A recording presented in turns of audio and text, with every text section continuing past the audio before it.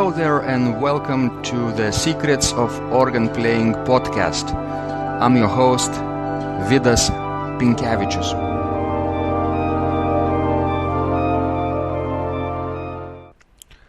Welcome to Secrets of Organ Playing Podcast number 87. This is Sunday, March 26, 2017. And today's guest is Jeff Perks, concert organist and pianist from Charlotte, North Carolina.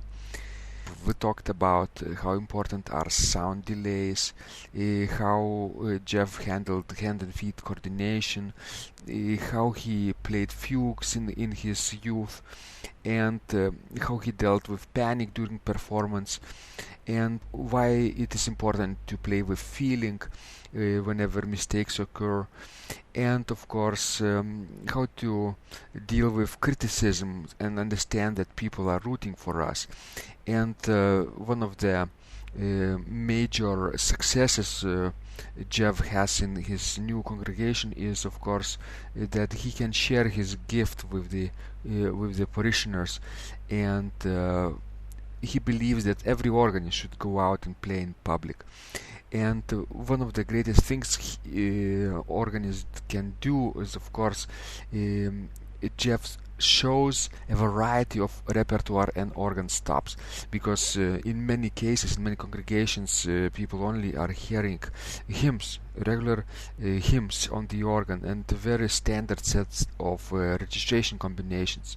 But what Jeff is encouraging people to do is really to play a variety of repertoire.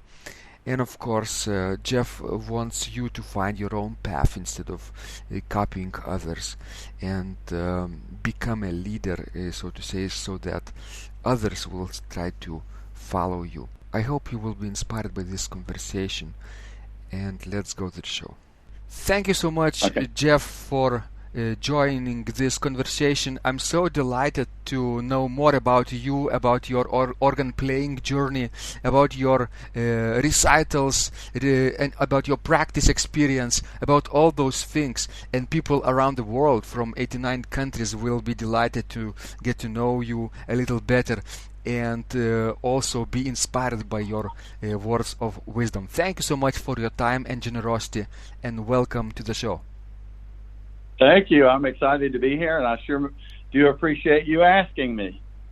So, Jeff, let's start with the story from your early days. Do you remember the first time you fell in love with the organ? Can you share us this experience?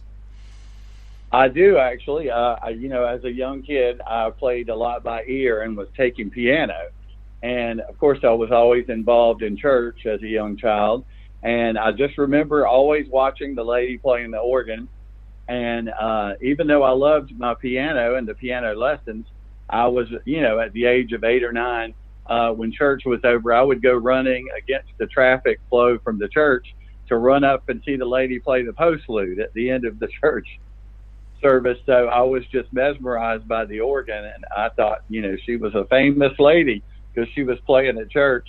So I would go up there and see her play, and she was the one that actually got me into piano lessons. And so I started taking piano, and then since she was an organist, in the summers, I would take organ when I wasn't taking piano. So in the summer months, I would study organ, and just really, really fell in love with it. And eventually, at about the age of 15, I think I joined the American Guild of Organists in Savannah, Georgia, where I grew up. And I was the youngest member at that time of the AGO there, which was kind of cool. And so I learned a lot from that situation. And then I finally played for my first wedding when I was 13 years old. So Wonderful. So that was your early days, right? The teacher from the church, right, introduced you to this instrument. Do you remember what kind of organ it was? Pipe organ or a digital organ? No, it was just a small Lutheran church, and they had a 2-manual electronic organ at that time. And of course, I just was even mesmerized by that. But then I got really interested into looking into pipe organs. And I remember once I joined the Guild of Organists and got that monthly magazine, I had never seen a pipe organ at that point and was so mesmerized by those. I started sending letters to all the companies that made pipe organs, and they started sending me brochures and packets with pictures and stuff. And I just dreamed of the day that I'd finally get to play a pipe organ. And so finally, on a vacation to Detroit, Michigan, we had a minister friend there, and his wife was the organist, and they had a large 3-manual in a church there that had just amazing acoustics. And I had never played an organ that had that 2-second delay, So I remember sitting down to that organ and my hands shaking because I was so excited to be playing my first pipe organ, because all I had seen, up until then was the electronic organ. Wonderful. What was the experience for you with the pipe organ? Was it more difficult for you to play? Was the action more difficult to handle? Do you remember?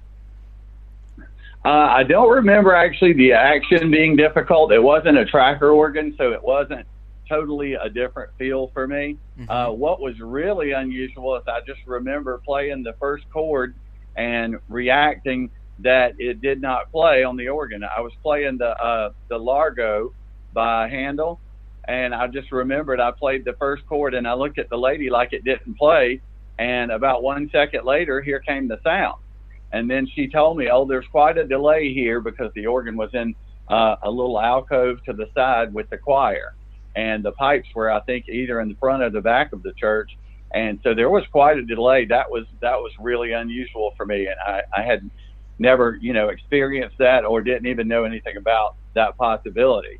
So, once I got going, she just said, you just have to concentrate on what you're doing, and you can't really listen and play at the same time or you'll start dragging. So it was an interesting, and I don't think I've ever played an organ that had quite that delay since Mm-hmm. then. I just remember that being the difficult part. Yeah, when organs have, sometimes they call it pneumatic action. Sometimes if it's not working very precisely, very properly, then this delay might happen. I heard that on new organs and precisely constructed action, this is not a problem, but sometimes on old instruments, yes, this delay can happen up to 1 second, for example, and it's really a problem, right? If you listen to really is. To the delay, to the real sound, then it drags and gets slower and slower, right? Yeah, and I remember asking the lady, my first thought was, how would you play for a hymn on this organ when you're accompanying, because you have to listen and breathe with the people. And I just could not imagine how you would be able to play and be able to have them stay with you and follow the breaths and stuff like that. But she said you get used to it, and I'm sure you do, and since then I've not had any problems. But it was interesting for a kid 13 years old to experience that, Yeah, it's kind of strange, right? You depress the keys, even the pedals, right? And the sound comes out a little bit later, and you want to be even faster, right? You try harder, you depress harder, right, with more force. Yeah. But it doesn't help, right? So that's the big trouble for many people. And my experience for the first time with this kind of action was also very frustrating. It was actually a live concert, and I had to pay attention to what my professor said. You just have to relax, and don't pay attention to the sound. Just pay attention to your fingers, basically. Yeah, exactly. I think you have to hear in your head what you're playing with your fingers and just separate from the sound, which is not quite as enjoyable as being able to hear what you're doing, Mm-hmm. Exactly. It's sort of like imagining having a choir. Imagine you are a conductor, right? But your choir is up in the balcony, and you are downstairs in the pews, right? And maybe a few, maybe 10 or 20 yards, right, distance, and that's why you have this delay in sound, and your choristers, your singers have a trouble of following your moves, right, as a conductor, and they also drag. So the trick with this situation is also to look at the the movements and not at the basically sound. Echo or reverberation doesn't help here. Yeah, the delay, exactly. Wonderful. Yeah, it could be, yeah. So you got your feet wet at the early age, Jeff, right? With I did. tricky I really situations. did. Do you Yeah, remember, and once Jeff? Do I'm you sorry, go remember ahead. what was the first piece that you played on the organ? The first one that I played on any organ, you mean?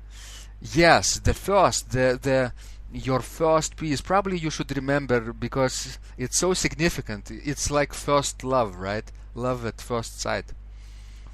You know, the book that I remember going through the most, because I was pretty accomplished on piano, the first book that I remember her really working on me with was the 8 Preludes and Fugues. And I loved that book, and I went from cover to cover on that book, and then I would start over again. Mm-hmm. And those were the ones that I really worked on a lot. I really remember playing the Prelude in C from that collection a lot. And then, but I don't really remember any one piece sticking out through my lessons. I just remember doing a lot of pedal exercises, and I remember her doing the thumb technique where you're sliding down to the next note, and really helping me to learn how to connect, because it was so different than playing the piano. I remember spending a lot of time on, going from one chord to the next chord with a smooth transition. Mm-hmm, mm-hmm. So I'm glad I had that experience, because I think there are a lot of organists that maybe didn't learn that, and our pianists that play the organ, you hear that a lot. But the one piece that does stick out in my mind, the first major piece that I remember doing was the Little Fugue in G minor by Bach. And of course, that was when I was in college, and that was the first one he assigned to me. And that was the first piece I'd really done that had, a major pedal part that seemed to me to be working against my hands, Uh-huh. And if my hands went up or down, my feet wanted to follow, and that was so different for me. That was quite an undertaking. But once you get used to that, then I think you're okay with it. But I do remember that being a real challenge and fun, at the time. Wonderful. Hand and feet coordination, right?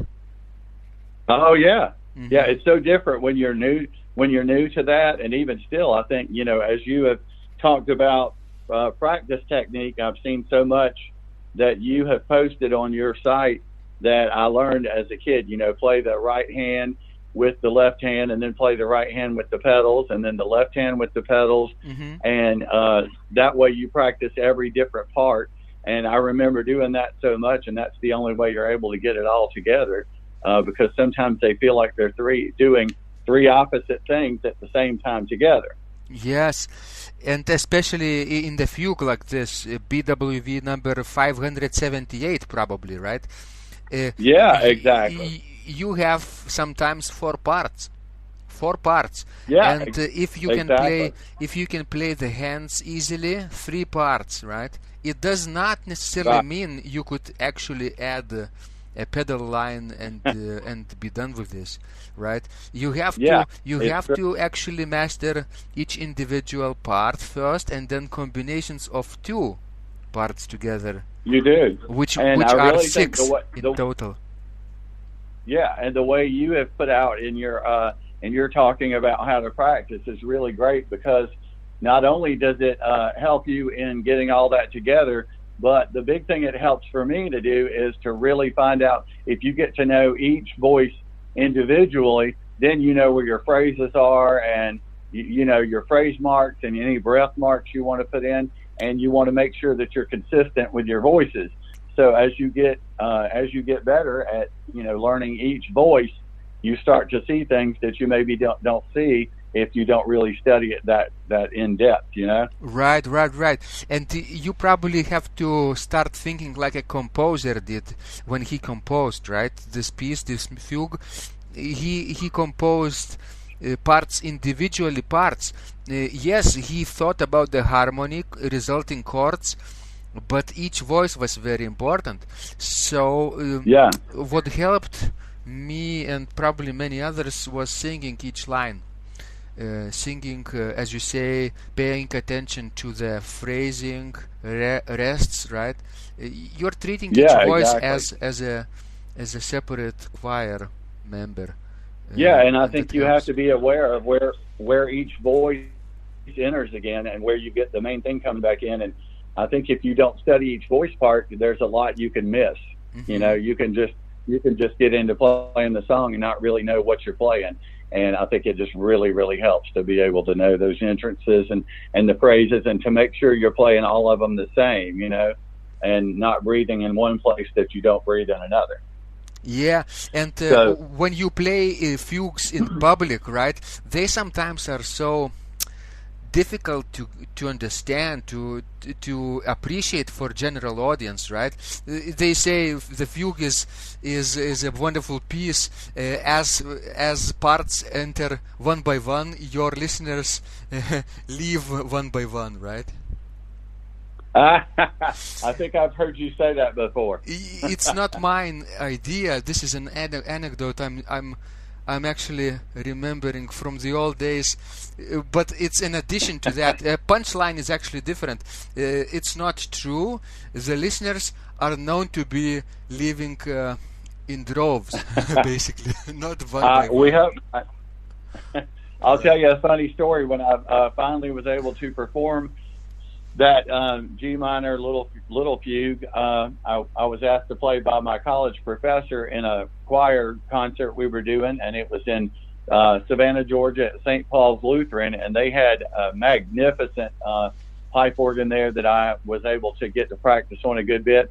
And they had us all in choir robes, and as I should have probably practiced in the choir robe ahead of time, I was playing in a regular choir robe that everybody sings in with the long sleeves. Hmm. And thank goodness I had a page turner, but I got halfway through the song, or through maybe the second page, and when the second voice that came in the left hand was going up to the treble notes, my left hand choir robe got caught on the organ bench.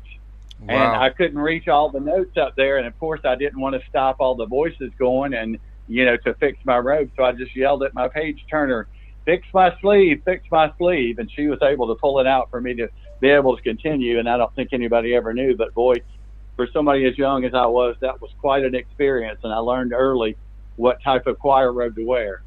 Exactly, but you remember this funny story for a long time, right?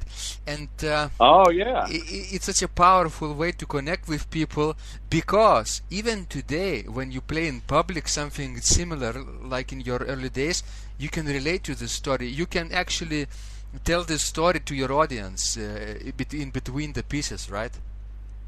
Yeah, exactly. Because Uh-huh. it's just a perfect testament to the fact that you never know, when you're playing a pipe organ, you never know when there's going to be a cipher, and there's always going to be something that's going to happen that's going to catch you off guard. And it's just, I think that was the first situation I'd had that was a panic moment for me.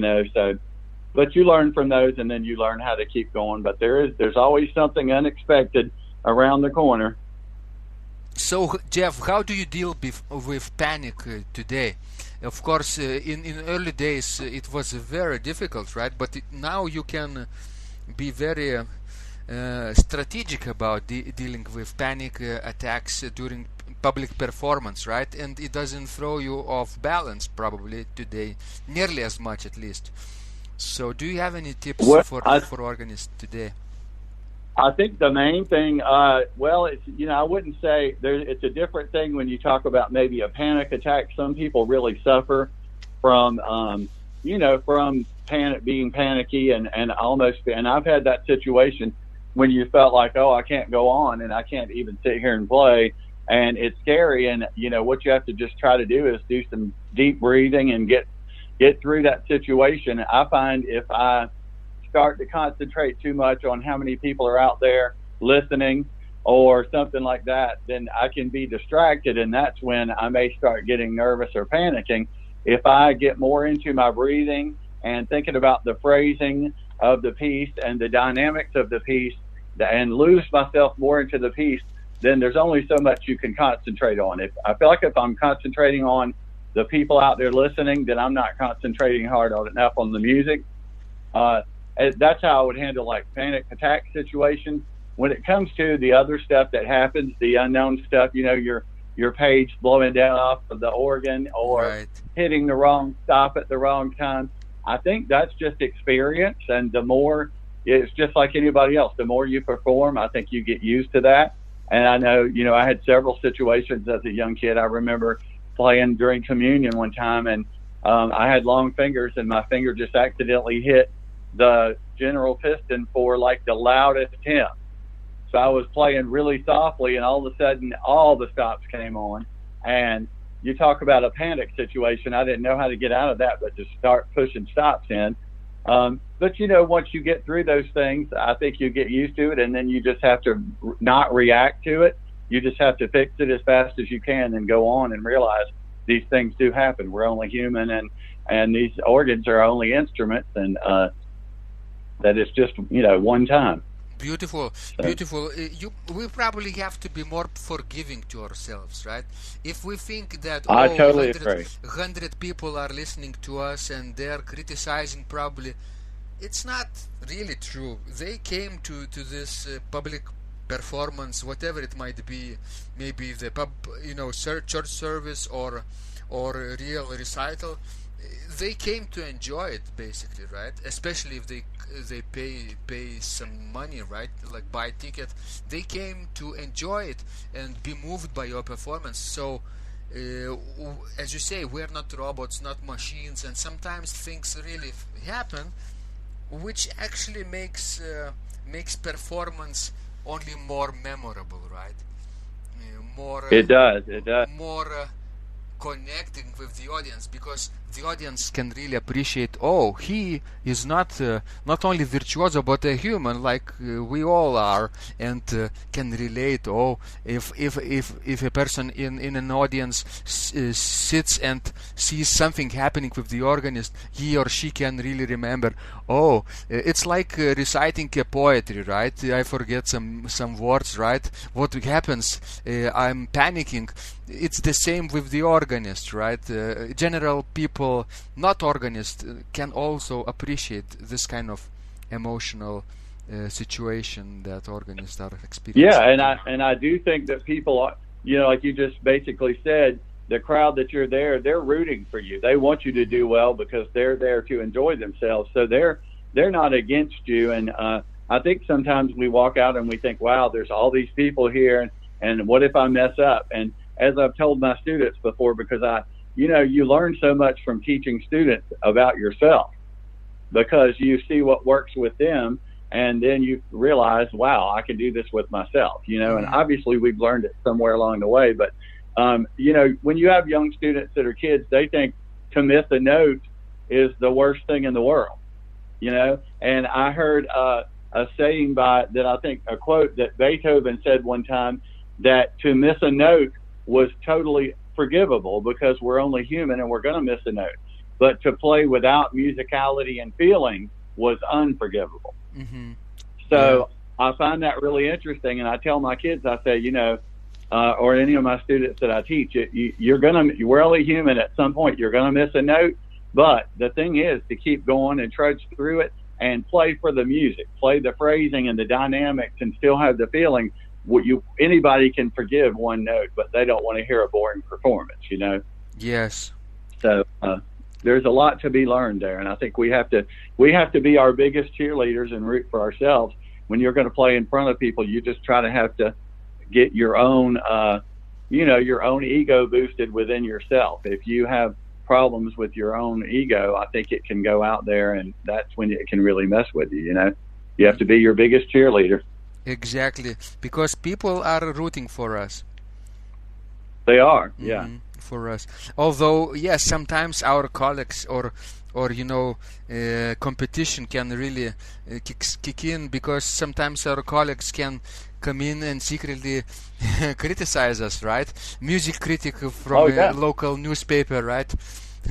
That might happen, but it's very rare, basically. Yeah, well, I remember that, just as you're saying. I remember the hardest audience I remember playing for was in college when we're young and we're still not that experienced, and you have a lot of musicians, and we had to play once a week in front of all the other music majors, which was about 500 people where I went, the University of South Carolina, and you had to play once or twice as a performance major, once or twice each semester. And I remember, hearing musicians that may not have been anywhere as good as somebody, and they would hear someone play something, and then they would be so critical. And I remember telling myself I would never criticize if I could not sit down and do what they were already doing. But it seemed like so many people felt like to criticize somebody else made them a better musician. And that was really hard for me to go through, because that was a hard situation to play in. A lot of people that you respected that were talented, some better and some not as good, but all still critical, and they all knew when something went wrong. So that was hard. So I have to say I probably enjoy more playing for the general audience than the critical people. You have to play in front of a lot of people that know. And I would be a little bit more nervous with that. And Jeff, isn't that the sign of maturity, right? When we treat other people with generosity, with optimism, with hope, right? We are thankful, basically. We are grateful that somebody is putting themselves on the line, right? And playing, making themselves vulnerable. And we are not here to criticize others, right? But as you say, young people, students tend to be more maybe basically willing more to criticize, but not willing to do things, right? Take action and practice as much as that person whom they are criticizing. So I think it comes with age sometimes to people, right? I think you're probably right. I just remember as that young college kid that I experienced a lot of that from other people. And I just remember saying, I'm not going to criticize unless somebody asks me what I think about something from their own playing. I'm not going to be the person running around criticizing, especially somebody that I respect for being way better than me. I'm not going to criticize them just to make myself feel better. I always resented that. And but I think you're right. We grow out of that. Mm-hmm. And the older you get, like you said, we learn what a responsibility being a musician is, and how thankful we have to be to do, to be the gifted people we are, and to be as lucky as we are, and be able to do what we do. We're really given a gift, and it's all about being able to share that with other people. And you have to just get rid of the nerves and the pressure and all of that other stuff, and come down to the fact that it's really about being thankful to be able to share the music and share our gift that we're given. We're so lucky. Mm-hmm. That's true. On the other hand, people who are reluctant to share their gifts, right, say they're only practicing for their own enjoyment and staying at home, basically, and never showing what they learned to public. They are perhaps afraid to be criticized, right? But that is only because they are concerned with how they will appear in front of others, what others will think about them. It's a little bit of ego thing, I think. Whereas others who decide to share the gift with others might seem like really arrogant people, right? Who am I to be so arrogant and stay in front of, stand up in front of audience and play this wonderful toccata or something? But it does take a lot of generosity to share the gift, right, with others. I think so too. I really do. And just as you said, I've had a couple of adult students that have worked really hard in practice and done really well. And they seem a lot of times to be the ones that say, oh, I don't want to play because I'll try to, get them to play in a church service. And they will say, oh, I just want to do this for me. And once you could get them to do that once or twice, then they realize, wow, I can do this. I can get through it. And I didn't make a big, huge mistake and stop in the middle of the piece. And it wasn't so bad. And I think then when they realize how appreciative the other people were to hear what they had to share, it makes a big difference. I really think, but there are some people that just aren't meant to play in front of people, and that's fine too. The thing is, if you enjoy it, do it. If you can't learn to enjoy it and it's just such a fear, then maybe that's not for you. But I still encourage people to do that because I think there is a big payoff to the work that we put in. Anybody that's studying, and I just think it's a good experience. Exactly. It's like going to the competitions, right? And competing with other professional musicians, not necessarily for the sake of winning, but for the process, right? For preparation. Oh yeah. It's same thing, because we always tend to work much harder when we have a real deadline, and when we are about to risk something. Yeah, I think so too. I think some people I think are better at others than be able to self-motivate themselves and just practice no matter what. I'm one of those people, like you just said. I do a lot better to have something coming up. If I have a concert I'm working toward, or a program or something like that, I have a goal in mind. That's when I do my best practice. Exactly. So, Jeff, what is your goal today with organ playing? What is your dream for the next 3 to 6 months? Gosh, I'm just at a point now with my church I'm at. I'm at a Presbyterian church, and I've only been there a year. I was at a church previous to that, and I was there 10 years. Right. So I got an opportunity to go. I was in a Methodist church, and they had kind of gone a little bit more to this new type of praise music, which a lot of churches are doing. And I just decided I wasn't really willing to quite go that way as much as they were. So I transferred over to this Presbyterian church and was able to help them acquire a new instrument that was just so much better than what they had already.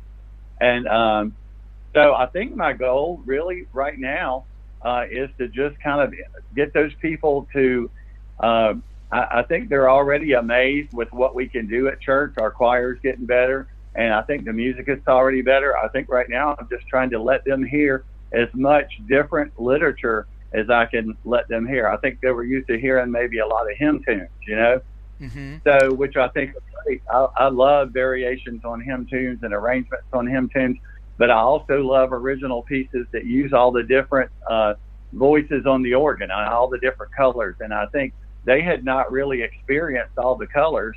And, now that we have this large 4-manual instrument, there's so much I'm showing them that they're not used to hearing. So my goal with them to get them really is just to be able to enjoy organ music and know what the organ can do.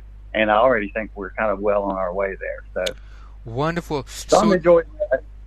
Yes, I can totally relate to that, because sometimes when we go on concert tours, right, we tend to meet local people, right, who don't even are aware of the beauty of the repertoire, of the variety of repertoire, right? All they hear is hymns all the time, right? And if the guest organist visits their local church, right, they always say, "Oh, we didn't know that our instrument was capable of producing such magnificent sounds." So what you're doing for your congregation, Jeff, is probably the same life-changing experience too. Yeah, I totally agree, and that's I'm enjoying doing that because I'm enjoying experiencing the organ. But I'm really enjoying the looks on their faces, and when they come running up to the organ afterward and tell me how much they love something, or like the choices of stops that I don't think that they had even heard Baroque music that used the cornet or just an 8-foot flute and a 2-foot flute. They didn't know what those sounds sounded like, and now they're hearing all these different colors and the mutant stops and stuff. So I'm really enjoying when I do something different like that and get such a reaction. Right. Are there any challenges that you meet on your way to getting people to know this instrument in the more intimate way? So far, they've been really good. I find that this church also is, struggling to figure out who they are. They're without a minister right now, and There's a couple people in every church that want to kind of start hearing what the new churches are doing with the guitars and the drums, and everybody, people ask, why aren't we doing that? And, my answer to that is everybody doesn't have to do that. We don't all have to stay relevant and be the same type of church. I think we have to do what we do well. And that's what I'm trying to do within my church, is do what I do well and have our choir do what they do and do it well. And I just want the rest of the music and the services, I just want us to do what we do well and not try to copy somebody else just because they're popular, Mm-hmm. Jeff, it's such a social pressure to copy whatever everybody else is doing, right? Especially in church situation. Basically trying to include pop music instrument, pop music influence, right? Repertoire, guitar, synthesizers, drums, all those things that supposedly youth loves, right? Young people loves. But I think it's quite the opposite, because if we copy everybody else, we become just like everybody else. We become irrelevant, basically, by copying others. But as you say, if we are trying to do things that we are doing well, right, we are basically finding our edge, our uniqueness, right, value that we provide is completely unique, then people will notice this and will come to us because we're different. Yeah, and the people that love what we do will find us and stay. But I don't know, there's such a pressure, especially I think here in the United States. I don't know if it's everywhere else, but there's such a pressure here because so many of those churches have turned into 2,000 members and 4,000 members. And as soon as a smaller church finds out that maybe that's the kind of music they're doing, the quickest deduction is, oh, if we do that kind of music, we'll grow to be that large church also. And I don't think that's the way I think we should let the church that's meant to do that, and let's do what we do well. And I can guarantee you there's something out there for everybody, and we just have to find the people that are there for what we like, and we have to be good at what we do. And just like you said, not try to change. There's too many people already changing to get those big numbers in, and it's just a shame. Yeah, just imagine situation, right, where people could really relax from the social pressure, right, from the board of church elders, right, who decide every week or every month on committee meetings. Oh no, we have to take this direction now. No, we have to switch gears and become like another church, like the mega church, right? If we relax for a second, right, and try to become the best small church, right, the smallest church, the smallest congregation that we do, not try to grow and scale beyond our limits, then we will actually find that we're no longer small, because people who not only like us but appreciate what we do and would miss us if we would be gone, they try to tell about us to others, right? They become like evangelists of our culture. Yeah, I think that's very true. I totally agree. It's very difficult though, Jeff, because everybody is doing this, right? We have to stay relevant, and we think, oh, we have to copy somebody else, the big stars, right? Like big mega churches. But it's the same with organists too. Everybody wants to play the same things that everybody else is playing, right? And if people try to stay off this tendency just for a bit and think, how can I be completely different, right? Unique and completely opposite than the majority of other organists, then of course nobody else can copy me. Or actually they will start copying me because I'm so unique. Yeah, that would be a good challenge for us to all make to ourselves, Yes. It's very scary though, because then you are alone, right? We are alone and we don't have this social support, right? If we copy somebody else, then we just follow their footsteps, right? And if that works for them, that supposedly should work for us. But if we are inventing our own path, then we are on your own. We don't have anyone to blame for the failures, for mistakes, right? So that's true. That's people are going to go where they're happy being, and they're, everybody is not meant to be in a mega church or be in a church with the drums and the praise, and everybody's not meant to be in a church with a large choir and a pipe organ either. So people are going to go where they're happy, and I think we should let them find what that is, and we don't have to copy somebody else to have our own crowd. Right. Wonderful. So Jeff, I hope this year will bring you fantastic new experiences with your wonderful 4-manual instrument that you are trying to basically introduce to your audience, introduce to your congregation, right? And that you stay original and stay relevant this way by not following others, but doing what you really love and what you are good at. Well, thank you. That's my goal for myself too. Wonderful. So Jeff, of course, people want to get to know more about you and your work. So how can they find out more about you? Can you give our listeners a link?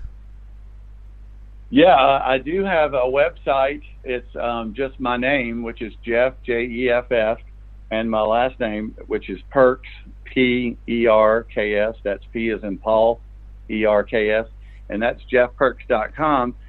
Probably the better way is to go to Facebook and look up Jeff Perks, pianist-organist. I have a 4-manual organ in my house, and I do a lot of posting with that organ, and I also do a lot of playing on my piano here at home, and post a lot of my professional stuff on that page. So that's a good way to get to know me musically, would be to go to that page on Facebook. Wonderful. I'll make sure I will include this link into the description of this conversation so that people could click and visit your site and your Facebook page as well. So thank you so much, Jeff. From your early days when you dealt with sound delays and hand and feet coordination, right? You grown so much by playing fugues, and of course you survived those multiple anxiety issues during public performances, right? By playing with feeling and concentrating not on the audience but on the music, right? And of course we know that people are rooting for us, and that's why we have to deal with criticism so gently and with forgiving way. So thank you so much for your generosity, your wisdom, and keep sharing the gift of your talent and music and your instruments with wonderful audience that you have in your congregation. And beyond that too, go online and post your videos of your performances so that the global audience can also appreciate what you do. And of course, stay away from the pack by creating your own path so that others can follow your footsteps, Jeff. Thank you so much. Well, thank you. I appreciate you having me, and thank you for all you do to educate and teach us organists. We so much appreciate what you do to keep the organ alive and to helping us make and be better organists. I really appreciate your work. One thing at a time. Of course, there are so many things that we want to do, right, Jeff? But time is limited, right? And we only have so much energy during our days. But if we could do just one thing today to inspire others, to help others grow in whatever niche we choose, in whatever way we choose, that counts. That's worth something, right? That's worth getting out of bed in the morning for. I totally agree. Thank you so much, Jeff. Let's stay in touch. Thank you so much. You have a great day. If you liked this conversation, I encourage you to visit my blog Secrets of Organ Playing at organduo.lt, where you will find lots of insights, practical advice and training for every area of organ playing. You can subscribe to this blog for free to get your daily dose of inspiration and to be the first to know when any of my future podcasts roll out. I hope to help you reach your dreams in organ playing. I'm Vidas Pinkevičius. Thanks for listening, and I'll catch you online really soon.